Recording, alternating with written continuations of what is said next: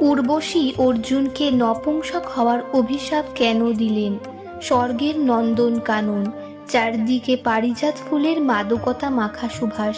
দেবরাজ ইন্দ্রের আমন্ত্রণে মহাবীর অর্জুন তখন স্বর্গে অবস্থান করছেন। উদ্দেশ্য দিব্য অস্ত্র লাভ করা এবং আসন্ন কুরুক্ষেত্র যুদ্ধের জন্য নিজেকে প্রস্তুত করা। কিন্তু স্বর্গে কেবল যুদ্ধ শিক্ষা নয়, ইন্দ্রের নির্দেশে চিত্রসেনের কাছে অর্জুন শিখছিলেন নৃত্য এবং সঙ্গীত। একদিন দেবরাজ ইন্দ্রের সভায় নৃত্য পরিবেশন করছিলেন স্বর্গের শ্রেষ্ঠ সুন্দরী অপ্সরা উর্বশী। নাচের ছন্দে যখন উর্বশীর নূপুর বাজছিল, তখন হঠাৎ তার দৃষ্টি আটকে গেল সভায় বসে থাকা তেজস্বী অর্জুনের ওপর। অর্জুনের সুঠাম দেহ, বীরত্ব ব্যঞ্জক চেহারা আর শান্ত দৃষ্টি দেখে উর্বশী তার হৃদয়ের নিয়ন্ত্রণ হারিয়ে ফেললেন। চিত্রসেন লক্ষ্য করলেন উর্বশীর এই চঞ্চলতা। তিনি মৃদু হেসে অর্জুনকে বললেন, বন্ধু অর্জুন, তুমি কি লক্ষ্য করেছ স্বর্গের শ্রেষ্ঠ সুন্দরী উর্বশী আজ বারবার তার তালের খেই হারিয়ে ফেলছেন শুধু তোমার দিকে চেয়ে?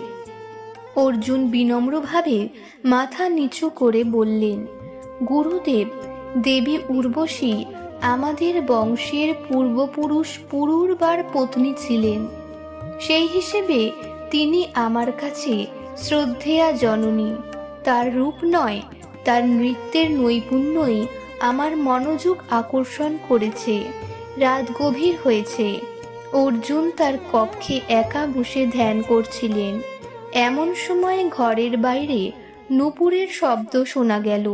অর্জুন চোখ মেলে দেখলেন কক্ষের দ্বারে দাঁড়িয়ে রয়েছেন স্বয়ং উর্বশী।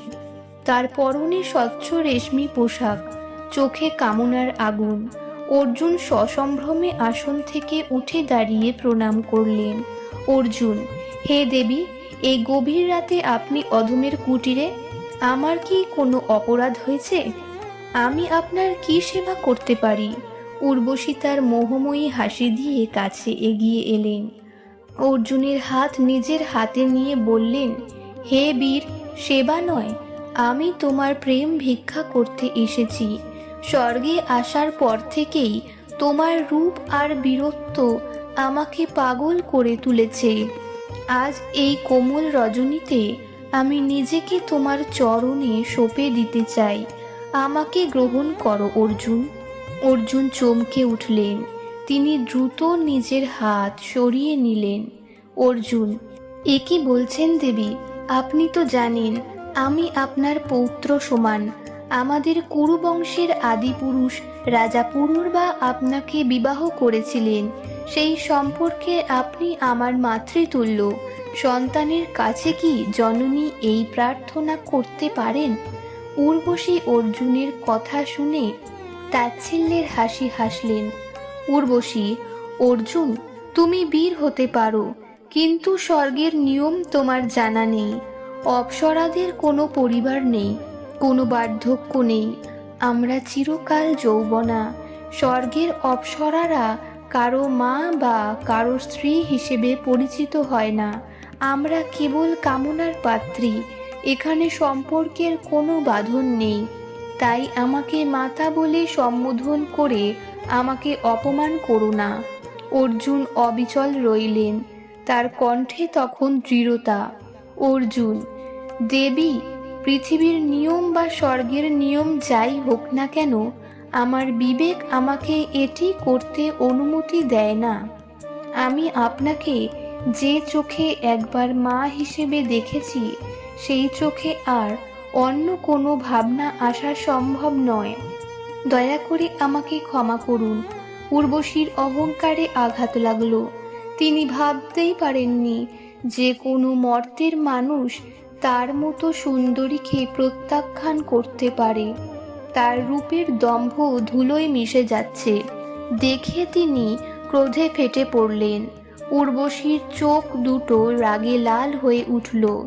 তিনি চিৎকার করে বললেন, অর্জুন, তুমি আজ একজন নারীর কামনাকে তুচ্ছ করলে। আমি স্বর্গের শ্রেষ্ঠ সুন্দরী, ইন্দ্রের সভাকে আমি আলো করে রাখি, আর তুমি আমাকে ভিখারির মতো ফিরিয়ে দিলে। অর্জুন, আমি আপনাকে অসম্মান করছি না দেবী, আমি কেবল আমার ধর্ম পালন করছি।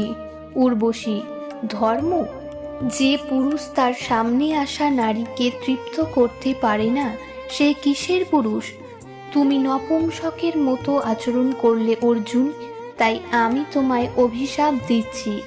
আজ থেকে তুমি তোমার পুরুষত্ব হারাবে, তুমি নপুংসক হয়ে বেঁচে থাকবে। তোমাকে নর্তক হয়ে নারীদের মাঝে সময় কাটাতে হবে। মহাবীর অর্জুন এখন থেকে ক্লীব হিসেবে পরিচিত হবে। অভিশাপ দিয়ে উর্বশী ঝড়ের বেগে কক্ষ ত্যাগ করলেন। অর্জুন স্তম্ভিত হয়ে দাঁড়িয়ে রইলেন। যে হাত দিয়ে তিনি গান্ডীব ধনু ধরেন, সেই হাতে যেন শক্তি হারিয়ে যাচ্ছে। পরদিন সকালে দেবরাজ ইন্দ্র সব জানতে পারলেন। অর্জুন অত্যন্ত বিষণ্ণ মনে ইন্দ্রের সামনে গিয়ে দাঁড়ালেন। অর্জুন, পিতা, উর্বশীর অভিশাপে আমি আমার পুরুষত্ব হারিয়েছি। এখন আমি কিভাবে যুদ্ধের প্রস্তুতি নেব? কিভাবে আমি কুরুক্ষেত্রে আমার ভাইদের পাশে দাঁড়াবো? ইন্দ্র হেসে অর্জুনের মাথায় হাত রাখলেন। ইন্দ্র, বৎস অর্জুন, বিচলিত হইও না। মনে রেখো, যা ঘটে তা মঙ্গলের জন্যই ঘটে।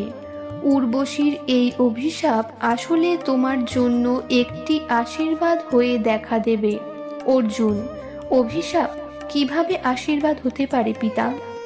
ইন্দ্র, অদূর ভবিষ্যতে তোমাদের 13 বছরের বনবাস শেষে 1 বছরের অজ্ঞাতবাস পালন করতে হবে।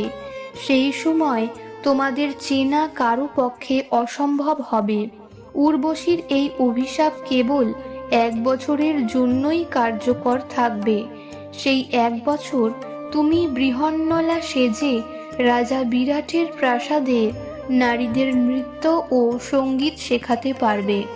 মহাবীর অর্জুনকে কেউ নপুংসক নর্তকীর বেশে চিনতে পারবে না। অজ্ঞাতবাস সফল করতে এই ছদ্মবেশী তোমাকে সাহায্য করবে। অর্জুন বুঝতে পারলেন নিয়তির খেলা কত বিচিত্র। যে অভিশাপ তাকে কলঙ্কিত করেছিল, সেই অভিশাপই পরবর্তীতে পাণ্ডবদের পরিচয় গোপন রাখতে শ্রেষ্ঠ অস্ত্র হিসেবে কাজ করছিল। বিরাট রাজার রাজ্যে অর্জুন বৃহন্নলা হয়ে রাজকুমারী উত্তরাকে নাচ শিখিয়েছিলেন।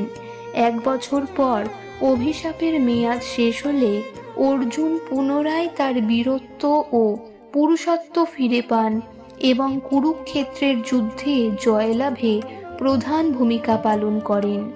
গল্পটি ভালো লাগলে লাইক করুন এবং এই ধরনের আরও পৌরাণিক কাহিনী পেতে চ্যানেলটি সাবস্ক্রাইব করে পাশে থাকুন। ধন্যবাদ।